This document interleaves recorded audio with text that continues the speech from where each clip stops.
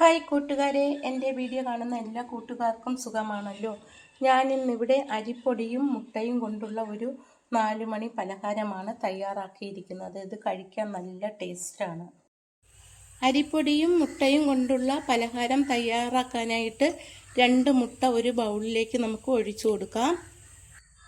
മുട്ടയിലേക്ക് ഞാൻ ശർക്കരയാണ് ചേർക്കുന്നത്. ഒരു 100 ഗ്രാമിന് വേണ്ടി ശർക്കരയാണ് ഇതിലേക്ക് ചേർത്ത് കൊടുക്കുന്നത്. ഇനി നമുക്കിത് നന്നായിട്ടൊന്ന് അടിച്ചെടുക്കാം.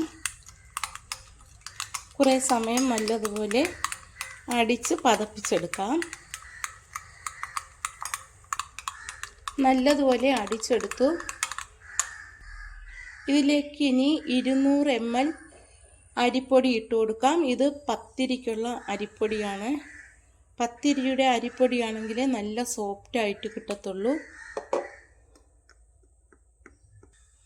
ഇതിലേക്കൊരു നുള്ള് സോഡ പൗഡർ ഇട്ട് കൊടുക്കാം. 2 സ്പൂൺ സൺഫ്ലവർ ഓയിൽ ചേർത്ത് കൊടുക്കാം.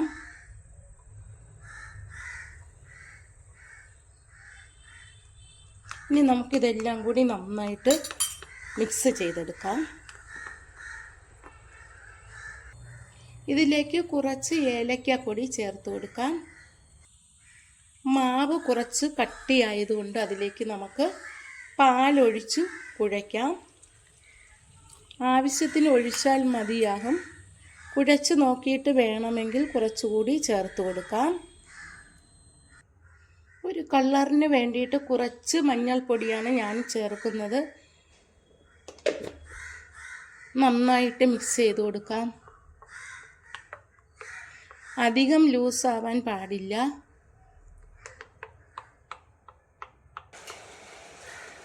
നല്ലതുപോലെ മാവ് കുഴച്ചെടുത്തു.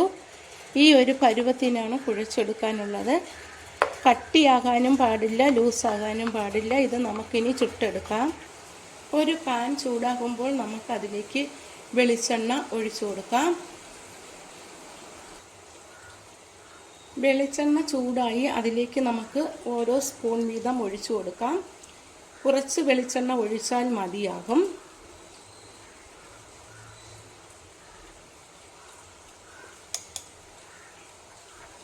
ചെറിയ ചെറിയ അപ്പങ്ങളായിട്ട് നമുക്കിത് ചുട്ടെടുക്കാം.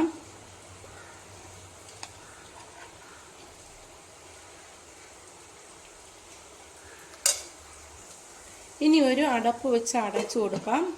ചെറു തീയിൽ വേവിച്ചാൽ മതിയാകും. ഇനി നമുക്കിതൊന്ന് മറിച്ചിട്ട് കൊടുക്കാം. ഒരു സൈഡ് വെന്ത് വന്നു. മറു സൈഡും കൂടി നമുക്കിത് വേവിച്ചെടുക്കാം.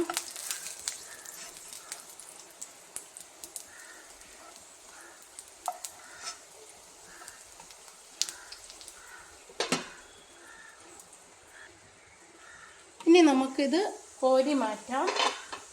2 സൈഡും നല്ലതുപോലെ വെന്ത് വന്നിട്ടുണ്ട്. ഇത് കോരി ഒരു പാത്രത്തിലേക്ക് മാറ്റാം. ബാക്കിയും കൂടി ഇതുപോലെ നമുക്ക് ചുട്ടെടുക്കാം. ഇത് കഴിക്കാൻ നല്ല ടേസ്റ്റാണ്.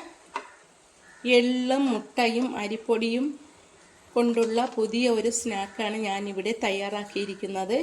എൻ്റെ ഈ വീഡിയോ ഇഷ്ടമായെങ്കിൽ ആദ്യമായി കാണുന്നവരെല്ലാം എൻ്റെ ചാനൽ സബ്സ്ക്രൈബ് ചെയ്യണം, സപ്പോർട്ട് ചെയ്യണം. Thank you.